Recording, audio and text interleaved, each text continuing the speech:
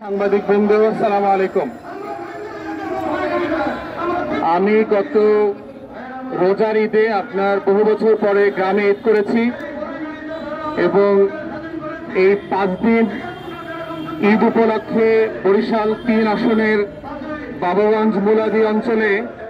থাকবার মধ্য দিয়ে আমি যেটা বোঝবার চেষ্টা করেছি যে আসলে শুধু বরিশালের একটা আসন না অথবা একটা অঞ্চল না, পুরো বরিশাল জেলা এবং বিভাগের সমস্যাগুলো আসলে কি কি, এবং সেই বাস্তবতায় আমরা যেটা বোঝার চেষ্টা করেছি এর অংশ হিসাবে স্থানীয় প্রশাসন যারা আছেন, টিএনও মহোদয়, থানার যারা ওসি মহোদয়রা আছেন, জেলার এসপি ডিসি মহোদয়, রেঞ্জের ডিআইজি, বিভাগীয় কমিশনার এবং স্থানীয় যে স্বাস্থ্য সেবা যারা প্রদান করছেন, বিভিন্ন উপজেলা স্বাস্থ্য কমপ্লেক্সের যারা দায়িত্বশীল নেতৃবৃন্দ আছেন, এলাকার যারা সাংবাদিক ভাই বোনরা আছেন, তাদের সাথে বসেছি, কথা বলবার চেষ্টা করেছি এবং দুঃখজনকভাবে আমরা যেটা জানতে পারলাম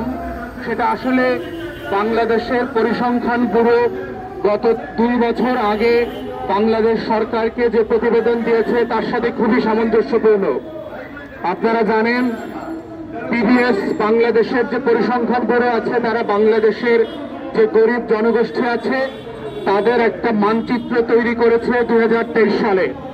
যেটার মধ্য দিয়ে তারা বুঝবার চেষ্টা করেছে যে বাংলাদেশ এই রাষ্ট্রের 53 বছর পরে সবচেয়ে গরিব মানুষগুলো কে কোন জেলাতে এবং বিভাগে বাস করছে। এবং সেই বাস্তবতায় যেটা উঠে এসেছে, বাংলাদেশের সবচেয়ে গরিব মানুষদের প্রায় 27% বাস করে হচ্ছে বরিশাল বিভাগে। আজ থেকে 20 বছর আগে যেটা আমরা জানতাম যে রংপুর বিভাগ নাকি মঙ্গা পীড়িত, রংপুর বিভাগ নাকি দুর্ভিক্ষ পীড়িত, রংপুর বিভাগে নাকি মানুষ না খেয়ে দুর্ভিক্ষ অঞ্চলের মতো করে জীবনযাপন করে। কিন্তু আজকের পরিসংখ্যান বলছে বাংলাদেশ রাষ্ট্রের সেই মঙ্গা কবলিত রংপুরে পরিণত হয়েছে দেশের এক সময়কার সুজলা সফলা শস্য শ্যামলা ধান নদী খালের বরিশাল, যেটা খুব দুঃখজনক।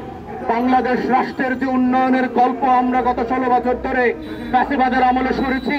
এই রাষ্ট্র নাকি সিঙ্গাপুর হয়ে গেছে, এই রাষ্ট্র নাকি কানাডা এবং মালয়েশিয়ার মতো হয়ে গেছে, এই রাষ্ট্র নাকি সুইজারল্যান্ডের মতো উন্নত হয়ে গেছে। তাহলে ঠিক একই সময়ে এই উন্নয়নের গল্পচারিত যে পরিসংখ্যান ব্যুরোর রিপোর্ট যেটা ফ্যাসিবাদের আমলে করা হয়েছিল, তাহলে আমার রাষ্ট্রের একটা বিভাগ কেন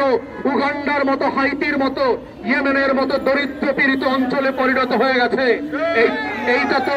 ডেভেলপমেন্টের যে ন্যারেটিভ, উন্নয়নের যে গল্প কথা বলা